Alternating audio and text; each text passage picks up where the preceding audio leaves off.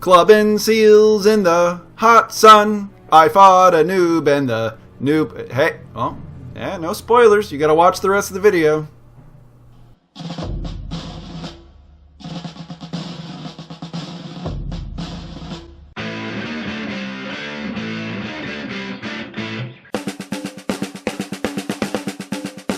Sometimes the narration of these recordings are not done under ideal circumstances.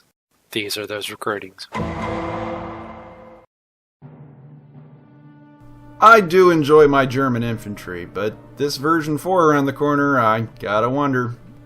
And my buddy is quite clearly new. He's, I think he's got maybe like 4 or 5 games under his belt. In fact, he knew nothing about how an assault functioned when we started playing. I don't have anything against that. I mean, this is kind of something you see in tourney scenes every now and then. And I do enjoy playing against him. He was a really cool dude. I had a lot of fun in this match. And I do enjoy this scenario breakthrough because you have to have a pretty balanced list to be able to really win. And it's really easy to understand how the game plays, and it puts you in the action really quickly. But as you can tell on this board, there's like nowhere to protect yourself. It is just a shy degree away from being a billiard board? Because, I mean, look at it. There's like nothing. But there's a couple hills, and we're going to try to make the absolute best of this. One of the objectives is marked here, and the objective that I placed is marked here, behind the hill. He has to get behind it. And it's not going to be a problem at all for him to do so. He's got a bunch of light tanks. Is a light tanks Stuart list? I mean, it's Stuart's best tank in the game, bar none. But only if you're allied. I mean, if you're German, clearly it's the King, the Tiger. He's the best tank. It's just the best. Now, as my opponent is new, I didn't really stress too much about my deployment zone. I decided, he's going to go for this objective marked here. I'm going to deploy everything that I can against that. And I've got a lot of anti-tank guns right here, here, and only one of them over here because I figured, he's not going to go this way. Come on. He's got this big hill he can hide behind and just rush the objective over there, and there's almost nothing I can do about it, right? But, to quote Dave Chappelle, wild card, bitches, because he didn't. He moved the Recce this way, and look at all those Stuarts. He's just throwing them over there right into the maws of all that infantry and the one Sol 88 guarding that side of the board.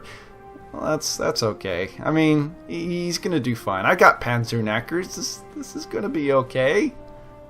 Right, guys? So he moves up and starts shelling the mess out of all the infantry, and we do that statistical tap dance where he's trying to shoot all the buckets of dice at the infantry and barely anything moves. And then he just decides, oh, look, hey, I can see that 88 from the Sherman. Can I shoot it? And I'm like, yeah, sure, okay, whatever. Why don't you take the shot? And he has one shot to make it big, and he destroys the only 88 on that side of the board. Now there's nothing. So the German turn starts, and I'm desperate to move anything over there. The Pack 40s, which I had intended just to push it over the open desert towards that objective, start doubling back in a desperate maneuver just to get a line of fire on this otherwise open board to take on all those Stuarts that are going to be crashing into my units like a bunch of orcs into the Imperial Guard, right? I mean, we're just... The sight of blood and chaos is only encouraging the tanks. So again, he continues to machine gun the mess out of it. I do think he enjoyed rolling all those dice. I mean, God knows I would. And he starts his, I do believe, first assault that he's ever done in Flames of War.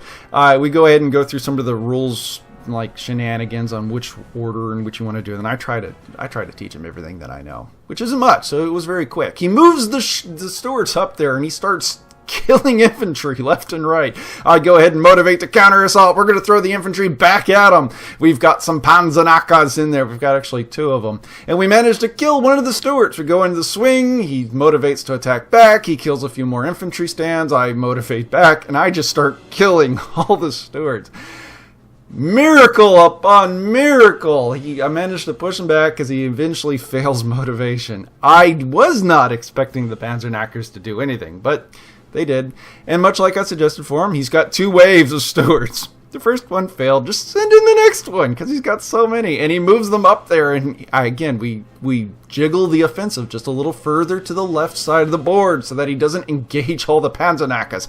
And all he's got to entertain him is, I think, the commander platoon for the 120mm mortars and the CIC with his Panzernacker. It turns into a furball. Tanks are exploding everywhere. People are dying left and right. The CIC buys it in close combat, and he consolidates through the line. He crosses the ridge. Laying before him is the desperate remains of the infantry platoon that was in the way, the 120mm mortars desperately screaming for some sort of support as the 2IC readies his Panzernacker because he wants to get in there. He wants to do it again. But sadly, the CIC failed his motivation because, he's dead. The Germans do get their support. The Stugs are on the wrong side of the board as the tank destroyer section is running a hell's gambit to get to that objective before they all die. We're even pushing the Pack 40 as fast as we can over to the other side. We start nailing a couple Stuarts out in the open. I do believe we kill one of the Shermans. The attrition is starting to show up on the American lines, but we've got to run that home because there's really nothing on that side of the board to stop them. Despite a glorious charge from the Panzernackers, there's nothing left over there on that side. I mean, it's just up to him to push into the objective. So we go back and forth about what he's going to do. Is it good to pop the tank destroyer section now, or should he just move the wheeled vehicles over there? And we point out that, even if they die, the tank destroyers will still show up, right? I mean, that's kind of sound advice. He moves over there because the wheeled vehicles are actually faster. But nothing makes tanks go faster than the sight of carnage as they begin moving forward.